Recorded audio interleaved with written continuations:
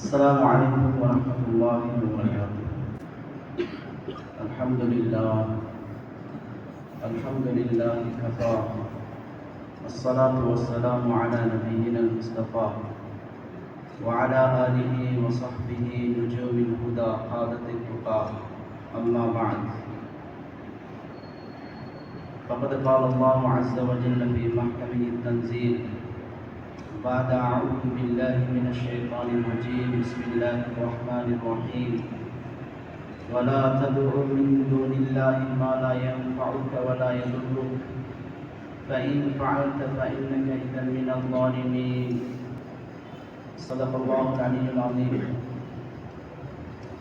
وقال نبينا صلى الله عليه وسلم: المؤمنون هينون لينون كالجبل الآلف إن قيل إن قال وإن أنيخ على صخرة استناخ أو كما قال عليه الصلاة والسلام. அளவற்ற அருளாளனும் நிகரற்ற அன்புடையவனுமான இணையற்ற அல்லாஹ் ஜல்ல ஜலாலுஹு ஒருவனுக்கு எல்லையற்ற புகழ் அனைத்தும் உரித்தாகும். அல்ஹம்துலில்லாஹ்.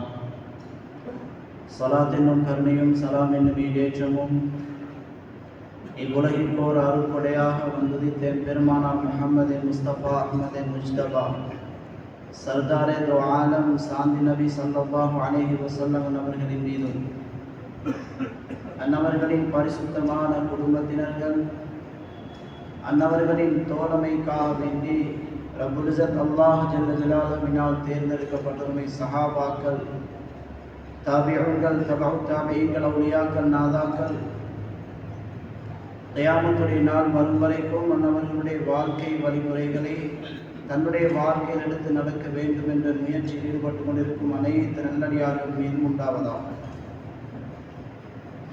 புனித ஜும்ஆவினுடைய கடமை என விளங்கி அதனை நிறைவேற்றுவான் வேண்டி அல்லாஹ்வின் இல்லமாம் இப்பள்ளி வாயிலில் நவைத்துல் இஅ்திகாஃப் மா தும்து ஃபீ ஹாதல் மஸ்ஜித் லில்லாஹி தஆலா என்ற இஅ்திகாஃபுடைய நியத்துடன் வந்திருக்கும் இஸ்லாமிய நிச்சயங்களின் அன்பு சகோதரர்களே, வாழ்வின் எல்லா கட்டங்களிலும் எல்லா சந்தர்ப்பங்களிலும் ரப்புல் இஸ்ஸத் அல்லாஹ் ஜல்ல ஜலாலுஹுவை பயந்து அஞ்சி நடந்து கொள்ளுமாறு முதற்கண் எனக்கும் அப்பால் உங்களுக்கும் நான் வசியத்தும் நசீகத்தும் செய்து கொள்கின்றேன். இத்தகுல்லாஹ். அல்லாஹ் ஜல்ல ஜலாலுஹு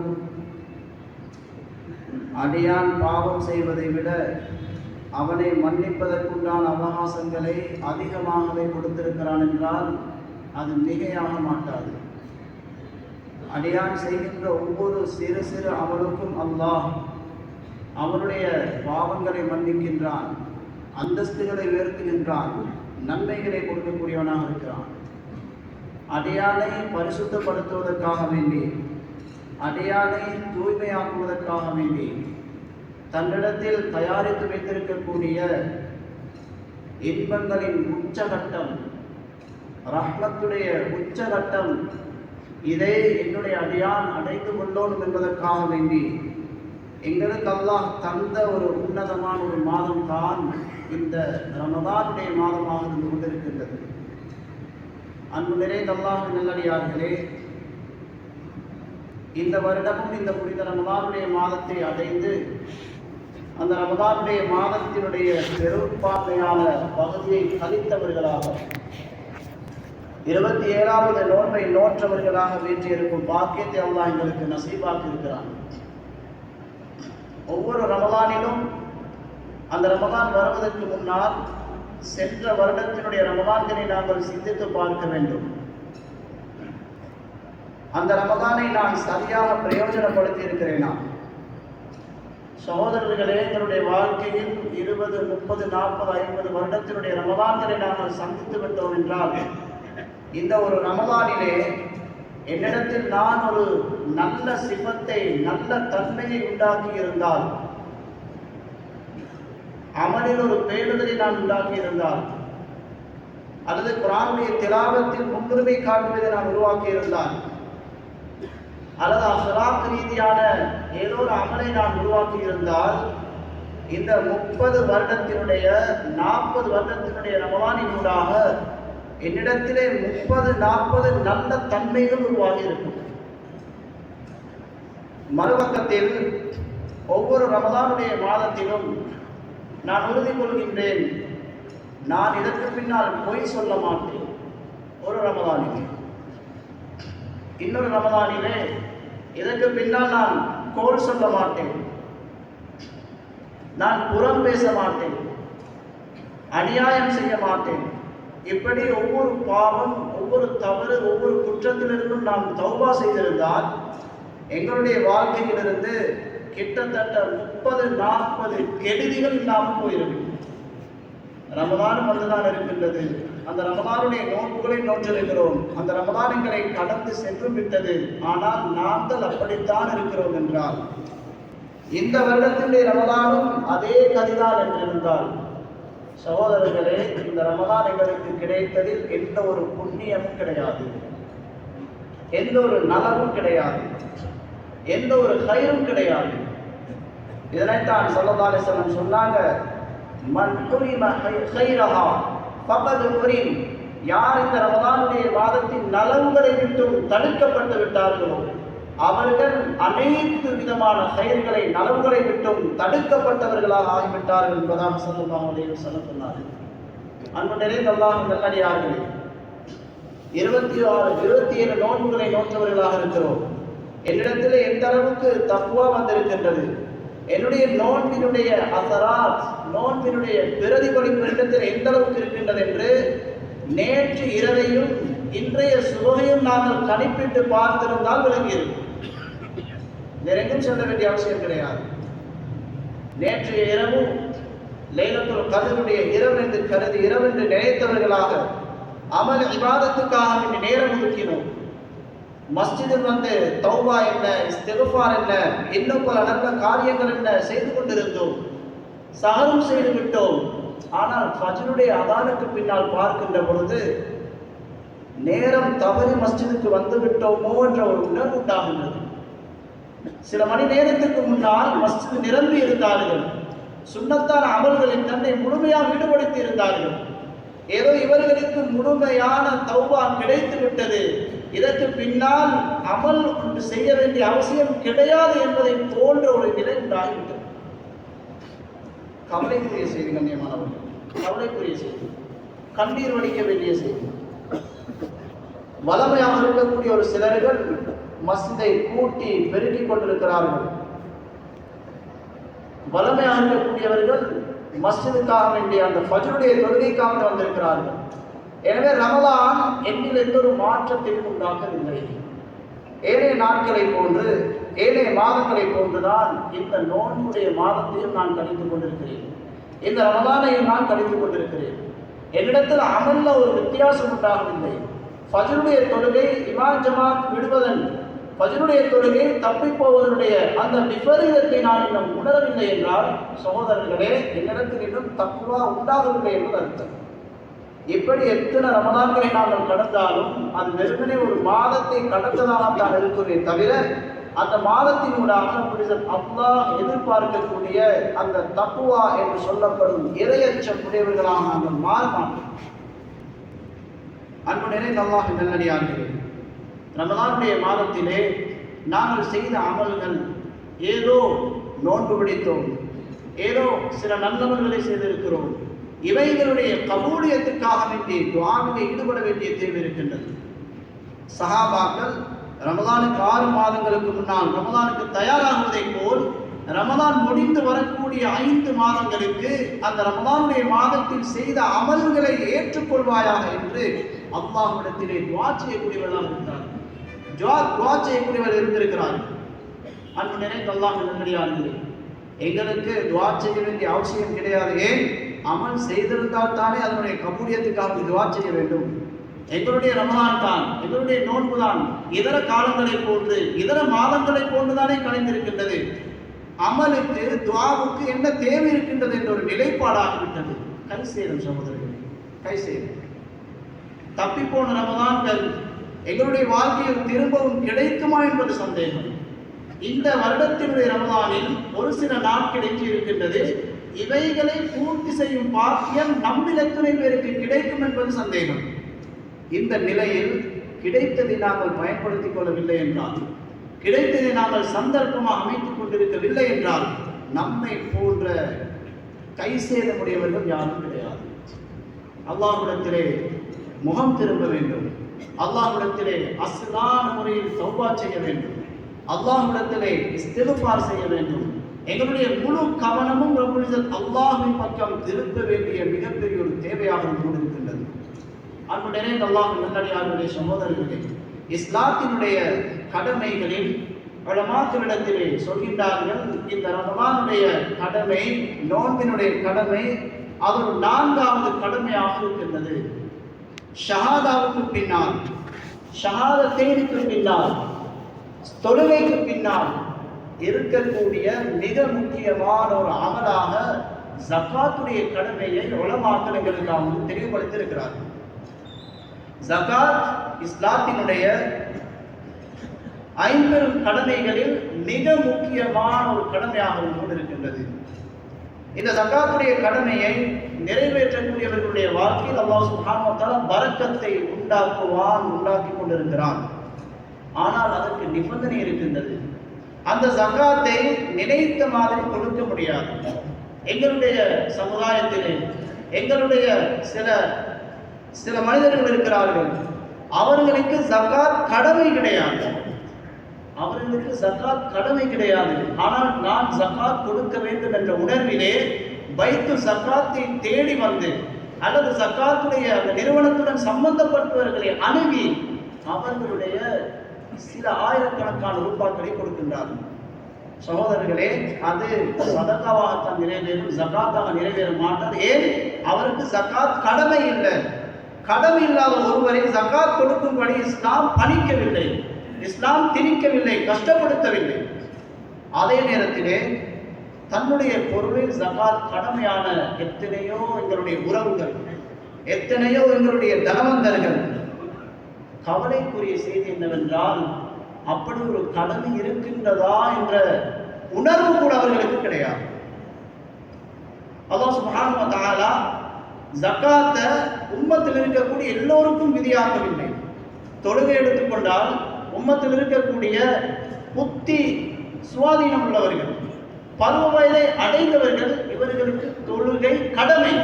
யாராவது ஒருவன் தொழவில்லை என்றால் ஒன்றவன் சிறிய பிள்ளையாக இருக்க வேண்டும், பருவதை அடையாத சின்ன பிள்ளையாக இருக்க வேண்டும், அல்லது அவன் பைத்தியக்காரனாக இருக்க வேண்டும். தொழுகையை விடுவதற்கு பைத்தியம், சின்ன பிள்ளை என்பதை தவிர வேறு எந்த ஒரு காரணமும் கிடையாது.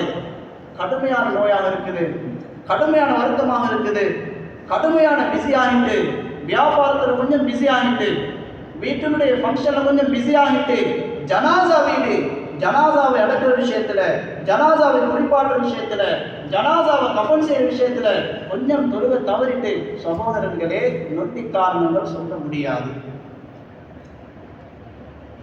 ரமலானுடைய நோன்பு யாருக்கு உடம்பில் சக்தி இருக்கின்றதோ, நோன்பு நோன்பதற்குண்டான அந்த சக்தி உடலில் அல்லாஹ் சுப்ஹானஹு வ தஆலா யாருக்கு கொடுத்திருக்கிறானோ இவர்கள் ரமலானுடைய நோன்பை நோக்க வேண்டும். காரணம் சொல்ல முடியாது.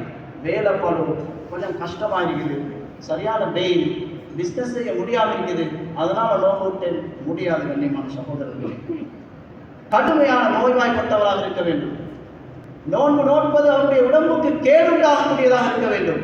இவருக்கு நோன்பை விட அனுமதி இருக்கின்றது ஷரியத்தில். ஜகாத்துடைய கடமை அல்லாஹ் சுப்ஹானஹு வ தஆலா தன்னுடைய வியாபாரத்திலே யாருக்கு அல்லாஹ் சுப்ஹானஹு வ தஆலா கடமையாக்குறான் என்றால் எல்லோருக்கும் அல்லாஹ் விதியாக்க இல்லை. ஒரு நிசாபை அளவை அல்லாஹ் சுப்ஹானஹு வ தஆலா வைத்திருக்கிறான்.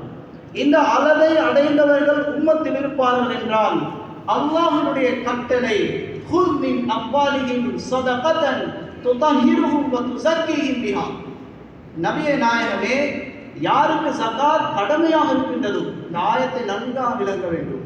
யாருக்கு ஜகாத் கடமையாக இருக்கின்றதோ அவர்களிடத்திற்கு தலையை சொரிஞ்சு கொண்டு, ஆஜியார் உன்னோட ஜகாத்தை கொஞ்சம் எங்களுக்கு தாங்களே, இப்படி கேட்கிறது அல்ல.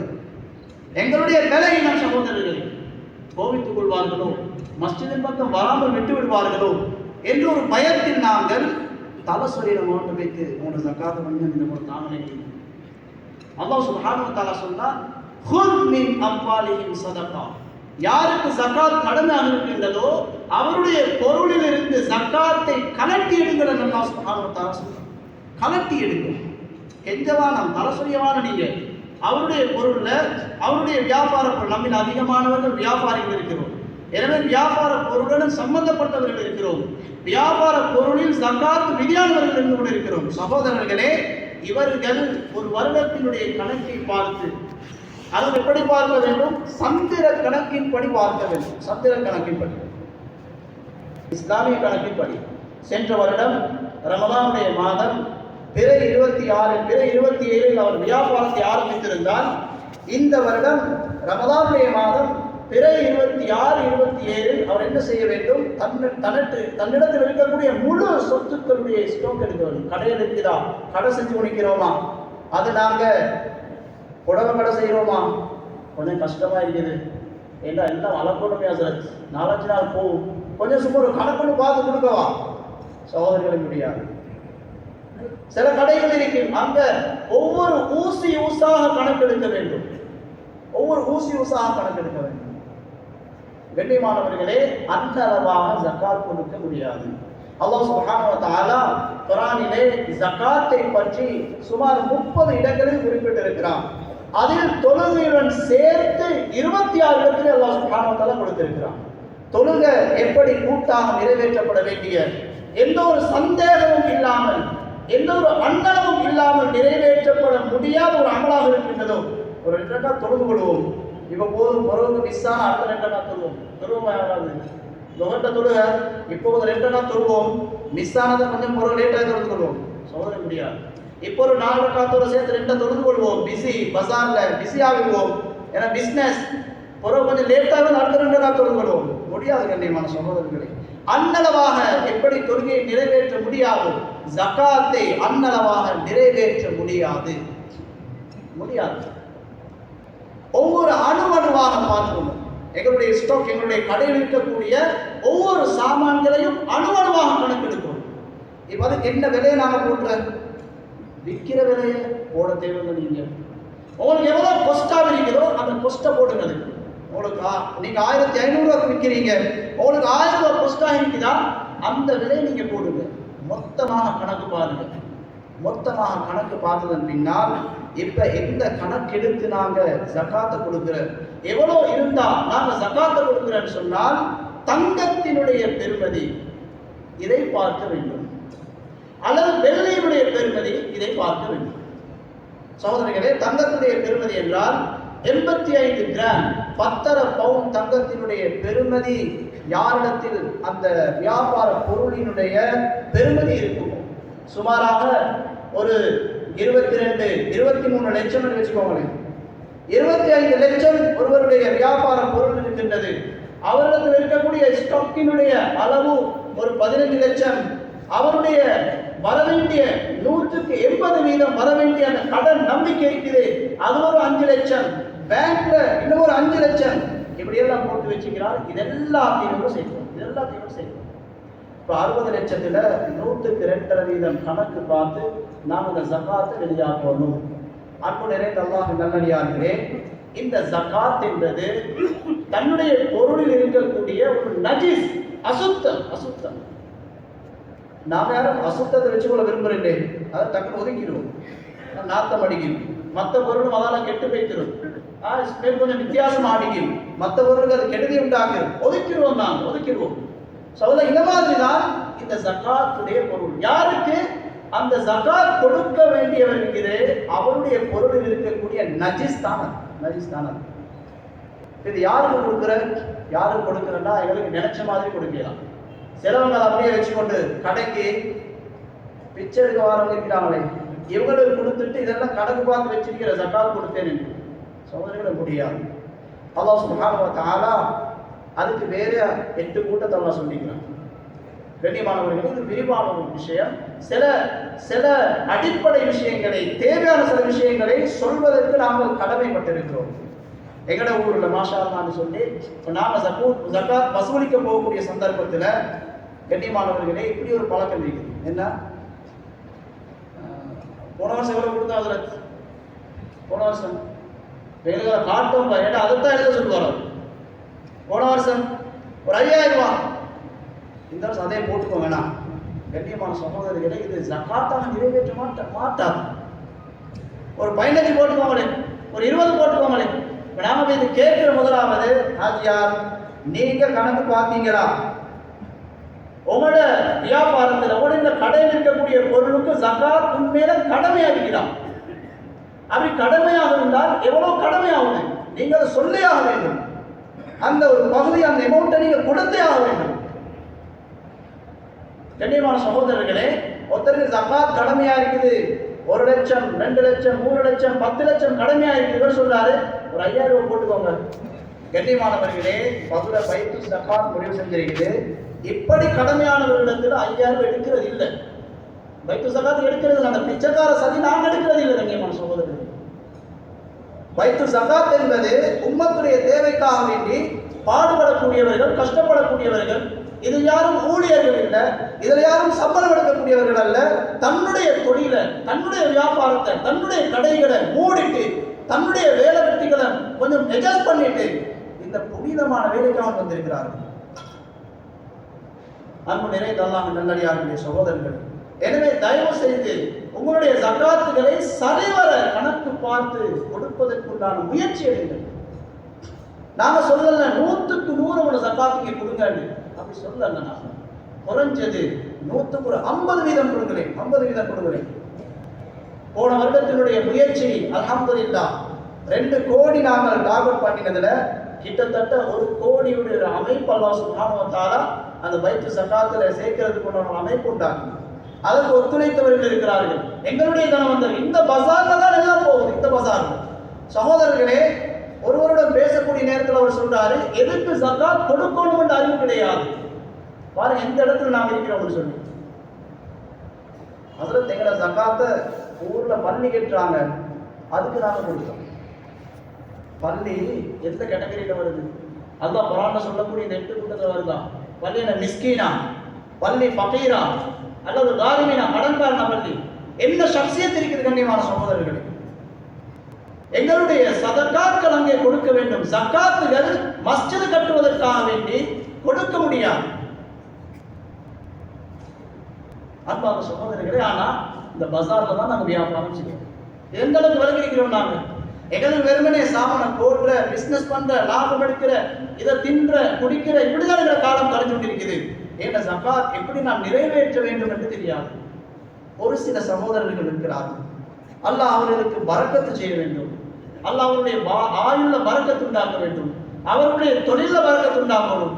அவங்க தன்னுடைய சின்ன சின்ன வியாபாரிகள், மாஷா அல்லாஹ் வாலிபர்கள், வியாபாரத்துடன் சம்பந்தப்பட்டவர்கள், அவங்க அணுகிறாங்க, அதில் தேர்ந்த ஜகாத் நான் எப்படி கொடுக்கணும்?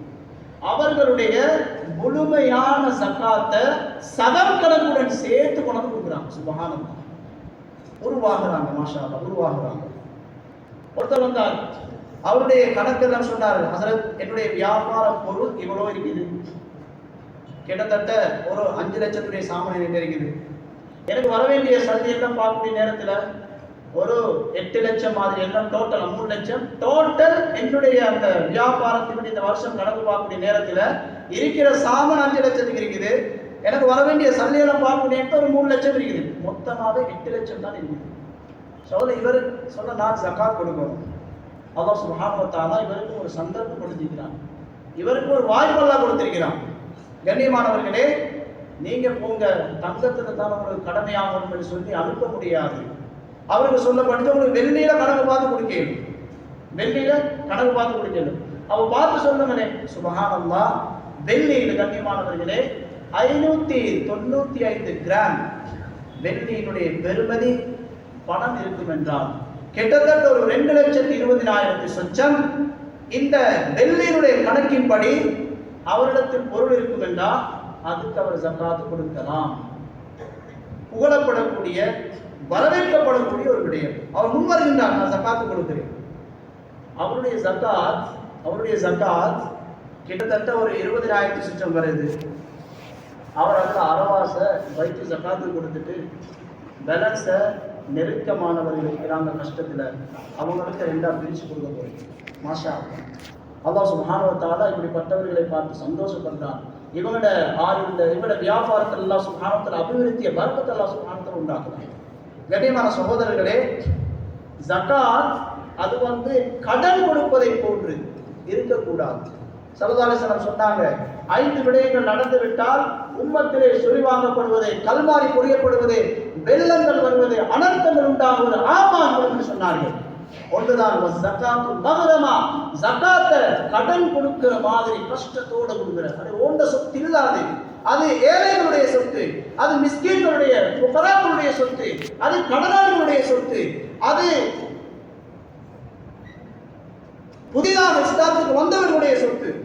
கண்ணியமான சகோதரர்களே, அது இப்னு சபீலுடைய சொத்து, அது ஃபீ சபீலுடைய சொத்து. இலங்கையை பொறுத்தளவுல ஜகாத் பெறுவதற்கு தகுதியான 4 கூட்டத்தினர்கள் இருக்கிறார்கள். ஃபகீர் மிஸ்கீன் பொதுவாக இருக்கிறார்கள், காரிபூன் கடனாளிகள் இருக்கிறார்கள், அது மாதிரி முஅல்லஃபத்துல் குலூப் புதிதாக இஸ்லாத்தை தழுவியவர்கள் இருக்கிறார்கள்.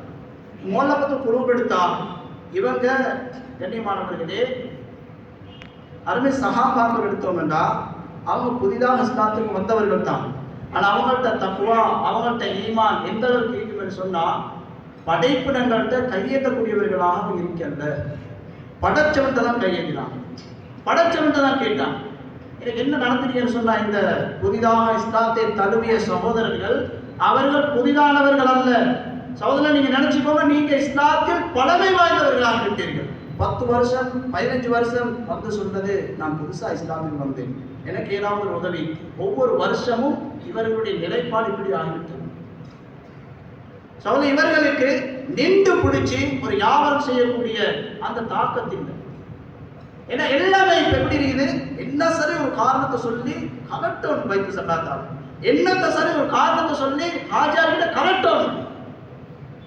சகோதரர்களே, நபி ஸல்லல்லாஹு அலைஹி வஸல்லம் அவங்கள்ட்ட ஒருவர் ஜகாத்துடைய பொருள் எடுத்துட்டு போறார். ஜகாத் நபி அலைஹிஸ்ஸலாம் கொடுத்தாங்க. சஹாபாக்கள் சொன்னாங்க, யா ரசூலுல்லாஹ், இவருக்கு எப்படி ஜகாத் கொடுக்கிறது?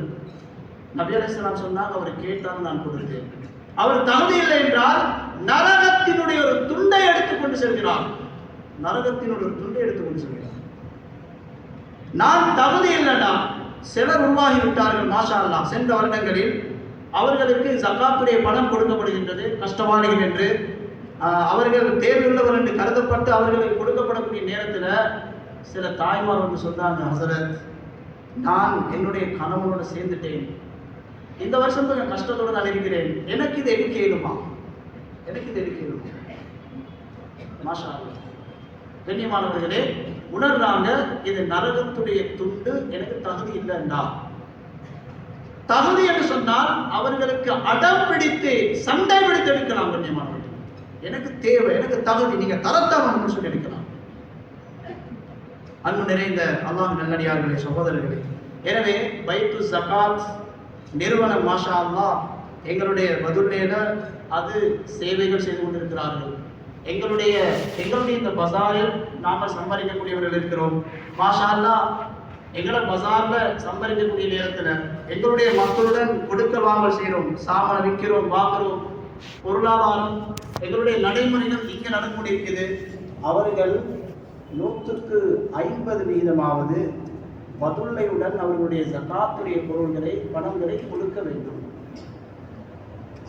கண்ணியமான சகோதரர்களே, ஹஸன் ரலியல்லாஹு அறிவிக்கக்கூடிய ஹதீஸ் சொன்னாங்க, நபி அலைஹிஸ்ஸலாத்து வஸலாம் சொன்னாங்க, ஹஸ்ஸினு அம்வாலக்கும் பிஸ்ஸகாத், உங்களுடைய ஜகாத்தின் மூலமாக உங்களுடைய பொருள்களை பாதுகாத்துக் கொள்ளுங்கள் சொன்னாங்க.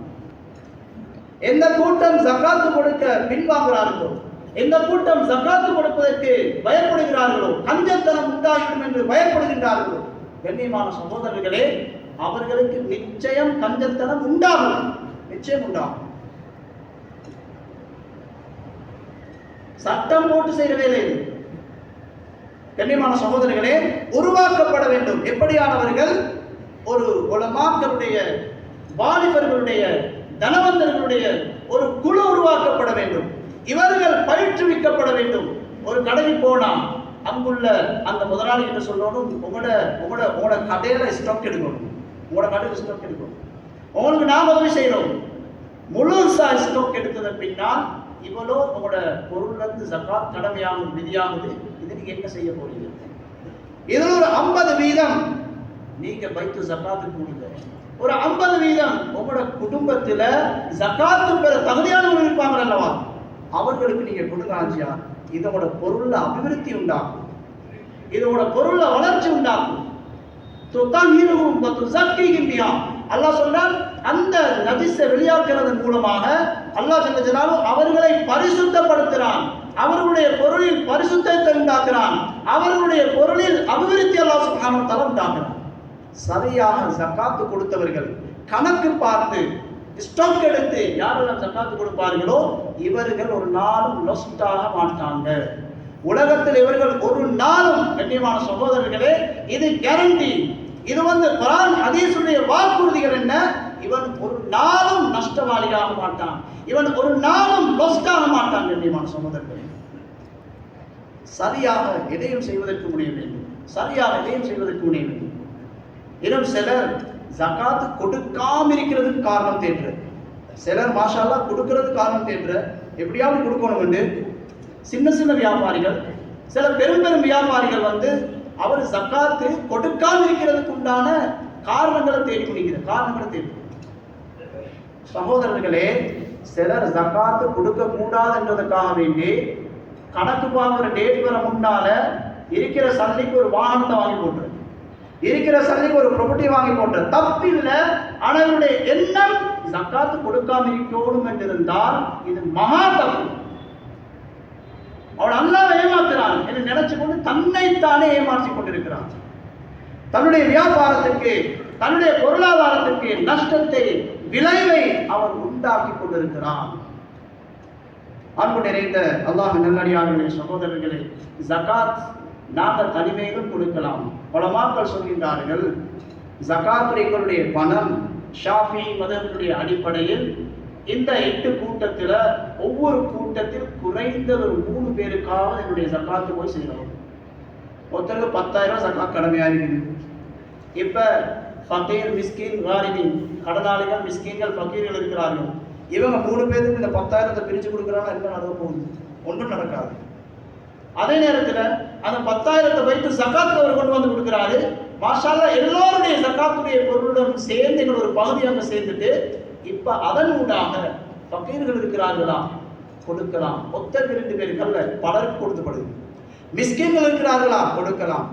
கடனாளிகள், ஆகுமான கடன்பட்டவர்கள் கொடுக்கலாம். கண்ணியமான சகோதரர்களே, தனியே நாங்கள் ஜகாத்து கொடுப்பதற்கும் பைத்து ஜகாத்தின் ஊடாக நம்முடைய ஜகாத்துடைய பணங்கள் நிறைவேற்றப்படுவதற்கும் நிறைய வித்தியாசம் இருக்கிறது. நாங்கள் தனியே கொடுக்கக்கூடிய நேரத்தில் 100க்கு 100 அதுக்கு பொறுப்புதாரி நாங்கள் தான். சம்டைம் மிஸ் ஆகிட்டுன்னு சொன்னா அல்லாஹ் பாதுகாத்து ஜகாத் சரியாக நிறைவேற மாட்டாங்க. ஜகாத் கொடுக்கக்கூடிய நேரத்தில் இது ஒரு பொதுவான ஒரு விஷயம், எல்லாரும் எதிர்பார்க்கிறது தான். எல்லாரும் எதிர்பார்க்கிறது ஏண்ட ஜகாத் சரியான ஆளுநருக்கு சேரணும் என்று எதிர்பார்க்கிறதுல தவறு, தப்பு கிடையாது கண்ணியமானவர்களே. ஆனால் அதற்காக வேண்டி எங்களுக்கு நினைச்ச மாதிரி நிபந்தனைகள் போட முடியாது. எங்களுக்கு நினைச்ச மாதிரி நிபந்தனைகள் போட முடியாது. ஒருவர் ஒரு இரவுல சதக்கா ஜகாத்தை கொடுத்தார். அடுத்த நாள் மக்களுக்கு மத்தியில் பேசப்படுது, ஒரு விபச்சாரிக்கு ஜகாத் கொடுக்கப்பட்டு விட்டது. கொடுத்தவர் யோசிச்சாரு, பெரிய ஒரு நஷ்டத்தை உண்டாக்கிட்டேன். திருப்பி அடுத்த நாள் இன்னொரு ஜகாத்தை கொடுத்தார். அடுத்த நாள் பேசப்படுது, ஒரு திருடனுக்கு ஜகாத் கொடுக்கப்பட்டிருக்குது. கஷ்டப்பட்டார், சிரமப்பட்டார். கண்ணியமானவர்களே, அடுத்த நாள் திரும்ப ஒரு ஜகாத்து கொடுத்தார். சரியா கொடுக்கணும். காலையில பேசப்படுது, நேற்று இரவு ஒரு பணக்காரனுக்கு ஜகாத் கொடுக்கப்பட்டிருக்கிறது. கண்ணியமானவர்களே, ஸல்லல்லாஹு அலைஹி வஸல்லம் சொன்னாங்க, அவருடைய ஜகாத்தாக நிறைவேறிவிட்டது. குடிகாரன், விபச்சாரி, திருடக்கூடியவன், கண்ணியமான சகோதரர்களே, அவர்கள் திருந்து விட்டார்கள். விபச்சாரி எதற்காக வேண்டி விபச்சாரம் செய்கின்றான்? தன்னுடைய வருமானத்துக்கு வழி இல்லாமல். அன்பு நிறைந்த அல்லாஹ்வின் நல்லடியார்களே, சகோதரர்களே, நிறைய விஷயங்கள் பேசுறதுக்கு இருக்குது. எங்கட ஊர்ல, எங்கட ஊரை அண்டிய பகுதிகளில் ஒரு சந்தர்ப்பத்தில் முன்னால் இருந்து ஒரு காவியார் அவர் கோல் பண்றார், அதில் இப்படி ஒரு விஷயம் இருக்குது. என்ன இப்படிதான் ஒரு பெண் அவரோட தலாக்குடைய விஷயமாக அவருக்கு வார போறது கஷ்டம் இருக்குது, நல்லா பாதுகாக்கணும். அவர் தவறான வழியில் ஈடுபட்டார். சந்தை இல்லை, செய்திகளுக்கு சந்தை இல்லை. வாழ பொறுத்து நாங்கள் அமைப்பு கொண்டில்லை. கண்ணியமான சகோதரர்களே, நாங்கள் எங்கே இருக்கிறோம்? உம்மத்து எங்கே இருக்குது? எங்களோட பொறுப்பு, எங்களோட வழக்கையும் எங்கே இருக்குது? கண்ணியமான சகோதரர்கள்,